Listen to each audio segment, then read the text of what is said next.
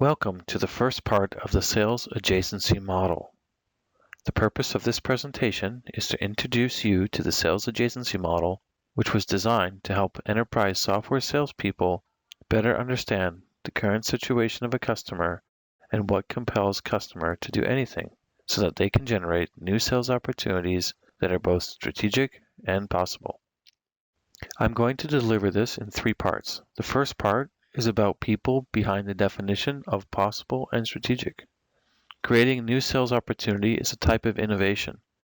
To innovate, we make changes to something that's already established or introduce something new. Innovation is only possible when existing ideas can be combined to form new ideas. Innovation is only strategic when it is part of an existing strategy or makes a new strategy possible. So the sales adjacency model is actually highly influenced by complexity theory. Much of the research on complexity theory originates from Santa Fe Institute in New Mexico, where Stuart Kauffman is a member. Kauffman is a leading figure in biology who wrote about the relevance of adaptation in addition to Darwinian selection in the evolution of species. So Kauffman's theory is that living organisms move away from chaos and towards greater organization and complexity. This forms an adjacent possible, which captures both the limits and the potential for change.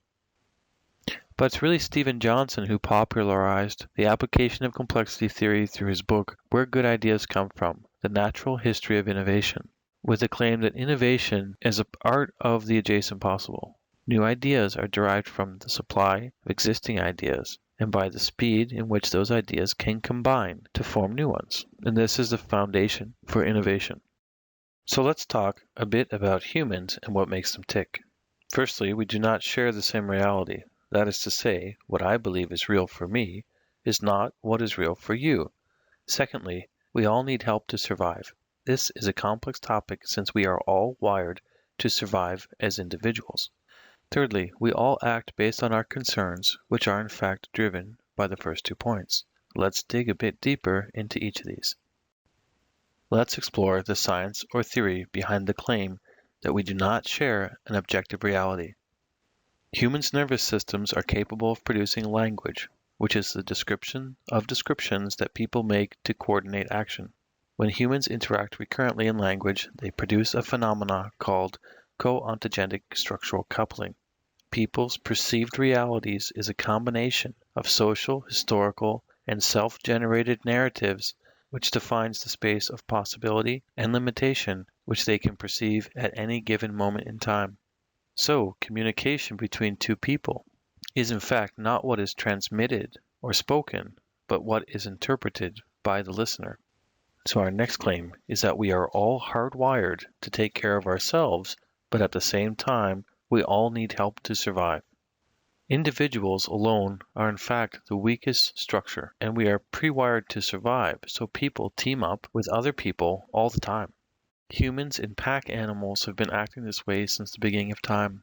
If you go back before money even existed, humans would trade whatever they had in exchange for something they needed. In other words, they would transact for help. Today, this is what we call a market.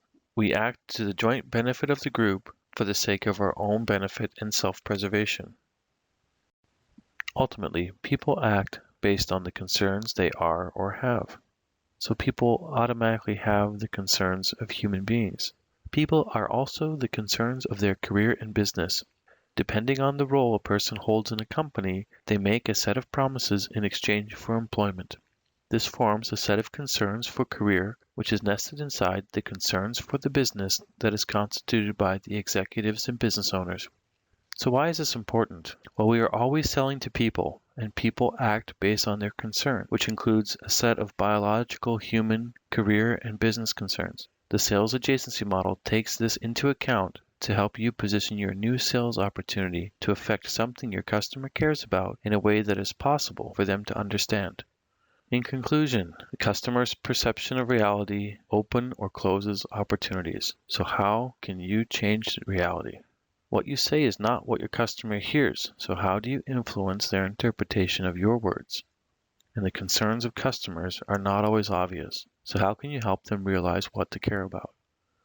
In our next section, we'll talk about stories that help define the current situation for you and your customers and compel customers to buy. Thank you.